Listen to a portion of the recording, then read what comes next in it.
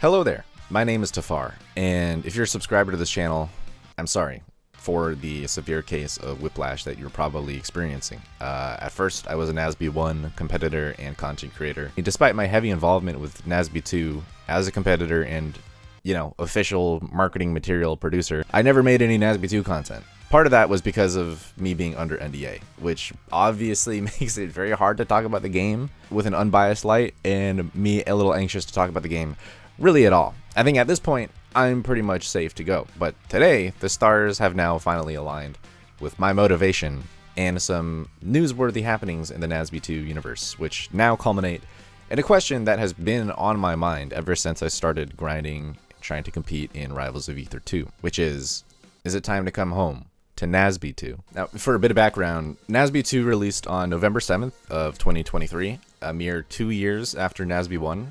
This also makes it just over 1 year old now at this point, and in that time, apparently, quite a few balance changes have occurred, which means my experience with the game is probably very different from someone who either chose to continue playing from launch or who is now relatively new to the game. NASB2, I think, also suffered a bit from a rocky launch, needing pretty severe balancing changes immediately and for months continuing into the game's lifespan, as is kind of expected for most fighting games at this point. But not only that, it also suffered from NASB1's reputation of being a hot, ugly, broken mess, and that being fresh on everybody's minds, which only further, I think, pushed the issue of the game being launched at $60. So not only do you have to overcome the game's actual quality reputation, but also you're shelling out a pretty decent amount of money, which makes it hard for the skeptic consumer to give the game a fair chance. So then, what has me, and potentially many others, considering a return to NASB2? I think that a certain well-known Melee player, Fiction, summarizes a couple of interesting points for me on Twitter that I happen to agree with. So over the last couple of days, I noticed that Fiction had been playing NASB2. He was posting a couple of screenshots of his ranked score, which I immediately recognized to be from NASB2. I thought, that's interesting. And then I just kept scrolling because, I don't know, someone playing the game isn't immediately noteworthy. But I was not expecting what his synopsis on his whole experience playing the game actually would have been. In this thread, he tweets, "Guys, I will explain more later, but IMO, everyone should be playing NASB2. And it should be exponentially more popular. I'm not kidding. They balanced the game and tuned it so well, I'm actually in awe. This is not the game you remember, and it's basically Melee 2. LOL. LOL.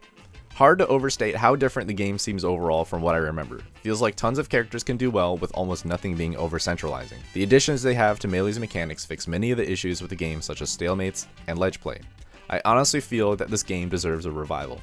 It blows Rivals 2 out of the water, and this is some of the most fun I've had grinding a game ever. Please give it a shot, it's so sick. LOL." I don't think Fiction played super heavily early on, and I don't think he competed either, but if he's saying, and many of the current players are saying, that this version of NASB2 is the most balanced it's ever been, I at least think that's worth some intrigue, if not an investigation. His points on stalemates and ledge play are also pretty interesting because it's something that I do think NASB2 did correctly from the start, and part of what the formula is unique to NASB2, and I don't think other games can emulate it. I think that many of us who play platform fighters are probably familiar with the mindset that approaching equals losing. In other words, trying to make something happen in the game means you're gonna lose, potentially.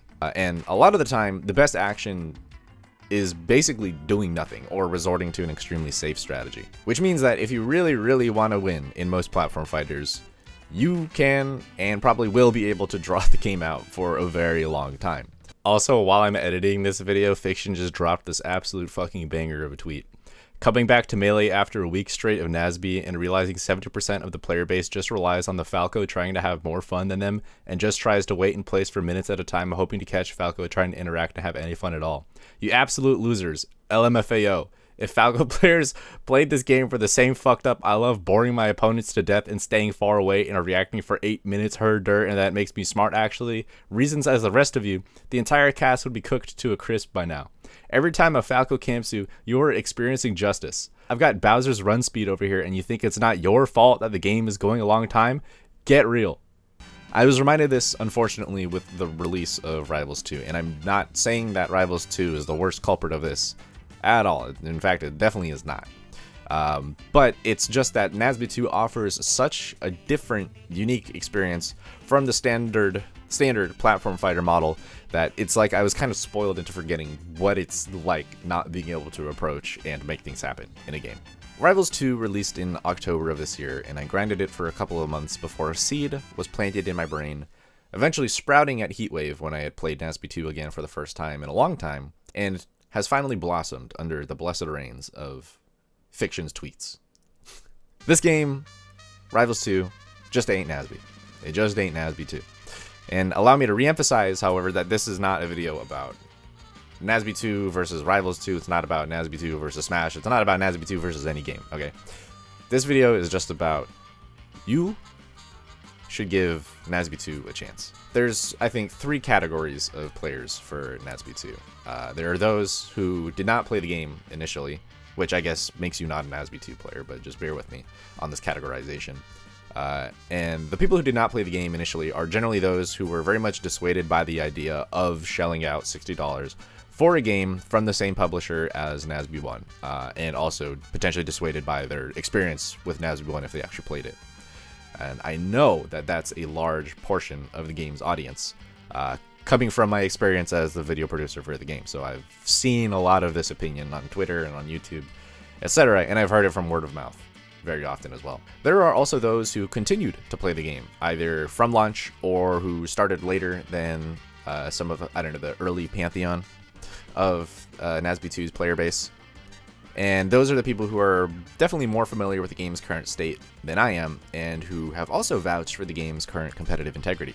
Finally, there are those like myself who played initially, who really wanted to compete, and developed a love-hate relationship with the game, and then eventually decided to move on one way or another.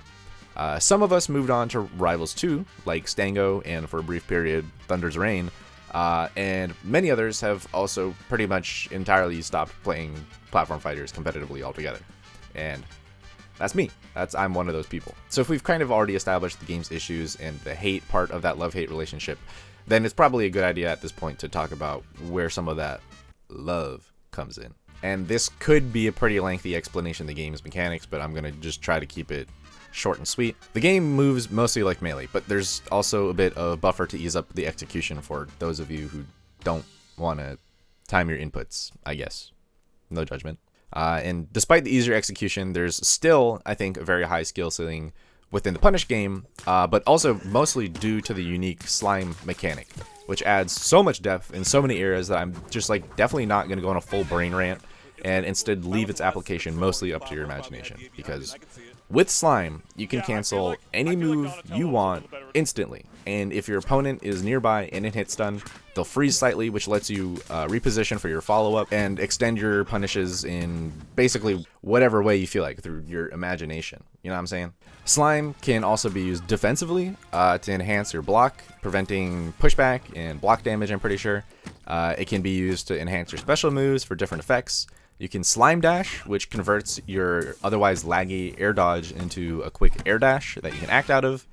You can burst out of hit stun, and you can even counter bursts by saving up all the way to 3 bars for a super, which prevents your opponent from bursting if you get hit by it. The ways you can apply slime canceling, however, are where most of the game's depth comes in.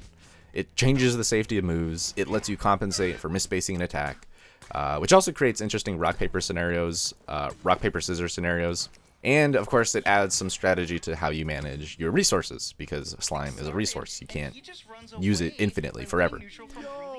It adds a ton of flexibility to how you use your moves, and ultimately, I think it's responsible for preventing stalemates as a whole in NASB2. Because any move, regardless of how committal it is, how much hit stun it normally does, how much damage, whatever, none of those variables really matter. If you hit somebody and you slime cancel it, you get a full punish.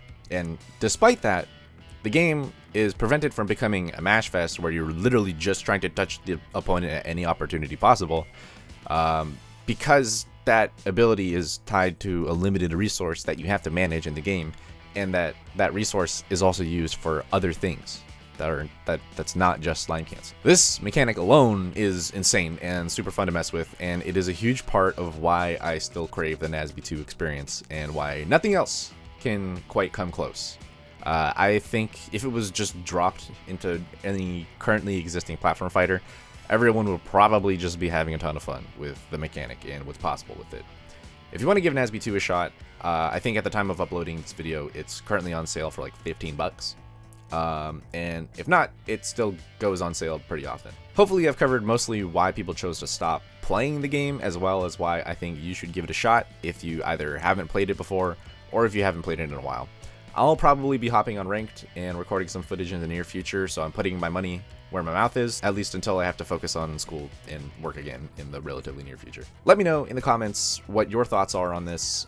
Why did you stop playing or avoid NASB2 at first? Is there anything still holding you back from giving the game a try? Is the game truly in a balanced state? Are you playing it still? I'll be investigating that last question. Not are you playing it still? Is the game in a balanced state? I'll be investigating that myself.